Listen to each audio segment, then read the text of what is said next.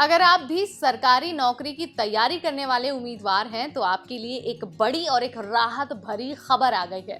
खबर यह है कि देश में करीब 72,000 होमगार्ड पदों पर भर्ती होगी और उस भर्ती के लिए वो सभी कैंडिडेट अप्लाई कर पाएंगे जो 12वीं पास हैं।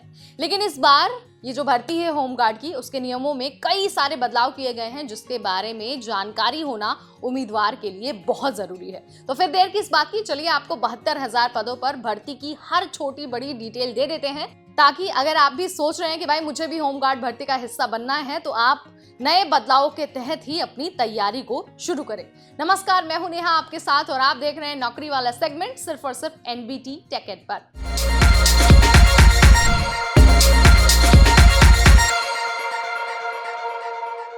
सबसे पहले तो मैं आपको ये बता देती हूँ कि ये जो 72,000 पद है ना होमगार्ड के, उसमें से 44,000 पद यूपी होमगार्ड के हैं और 28,000 पद बिहार होमगार्ड के लिए हैं। देखिए, दोनों ही राज्यों ने ये अनाउंस किया है कि जल्द ही 28,000 और 44,000 होमगार्ड पदों पर भर्ती होने वाली, यानी कि कुल 72,000 पद। ठीक है, हालांकि अभी दोनों ही राज्यों ने भर्ती की जो डिटेल है, जो नोटिफिकेशन है, वो रिलीज नहीं किया है, लेकिन सारी दूसरी जो डिटेल्स है वो बता दिया गया है और जो बदलाव है वो भी बता दिया गया है। जल्द ही नोटिफिकेशन भी आ जाएगा और इसके लिए जो एप्लीकेशन का प्रोसेस है वो भी शुरू हो जाएगा। तो एक बार मैं आपको एलिजिबिलिटी क्राइटेरिया यानी कि जो योग्यता है इन दोनों ही राज्यों के लिए वो बता देती हूँ। तो बिहार से हम शुरुआत करेंगे। बिहार में जो 28,000 होमगार्ड पदों पर भर्ती होने वाली है ना, उसके लिए एक तो सबसे पहले आपके पास 12वीं पास का सर्टिफिकेट होना चाहिए जब आप फॉर्म भर रहे होंगे।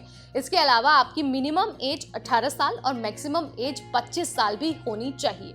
ठीक है, अगर आप इन योग्यताओं को पूरा करते हैं तो आप फॉर्म भर सकते हैं। और जब आप फॉर्म भर लेंगे तो आपको सबसे पहले रिटन एग्जाम देना होगा। रिटन अगर आप क्लियर करते हैं तो आपको फिजिकल एग्जाम के लिए बुलाया जाएगा और उसके बाद होगा आपका मेडिकल एग्जाम। अब देखिए, बिहार होमगार्ड में जो फिजिकल एग्जाम होता है ना, उसमें आपकी दौड़ तो होती ही है, साथ ही आपको जो गोला फेंक है उसकी प्रतियोगिता में भी भाग लेना होता है। इसके अलावा कैंडिडेट्स को लॉन्ग जंप और हाई जंप में भी पार्टिसिपेट करना होगा। और अगर आप फिजिकल में अच्छे से सफल हो जाते हैं, जितना तय मानक है उस पर अगर आप खरे उतरते हैं तो आपको मेडिकल एग्जाम के लिए बुलाया जाता है।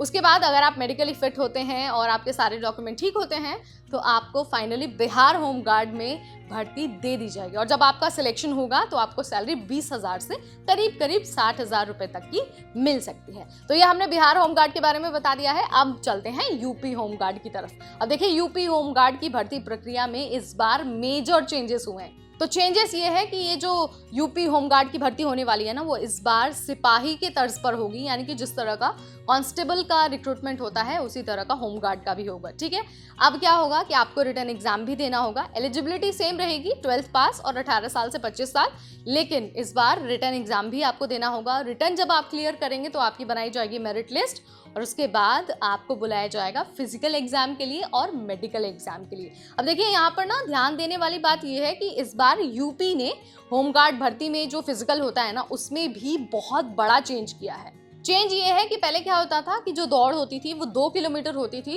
अब 2.5 किलोमीटर कैंडिडेट्स को दौड़ना होगा। ठीक है, और जब आप फिजिकल क्लियर कर लेंगे तो आपको मेडिकल और डॉक्यूमेंट वेरिफिकेशन के लिए बुलाया जाएगा। और जब आप सिलेक्टेड होंगे यूपी में होमगार्ड पदों पर भर्ती के लिए तो आपकी सैलरी 20,000 से करीब 60,000 हो सकती है। तो ये जो इतनी बड़ी भर्ती है, 72,000 पदों पर भर्ती होने वाली है यूपी और बिहार दोनों में, वो आपके लिए मुझे लगता है बहुत सिग्निफिकेंट होने वाला है, खास करके उन उम्मीदवारों के लिए जो बहुत लंबे टाइम से स्पेशली होमगार्ड की तैयारी कर रहे थे। जल्दी नोटिफिकेशन आएगा, जल्दी ही एप्लीकेशन का प्रोसेस भी शुरू हो जाएगा।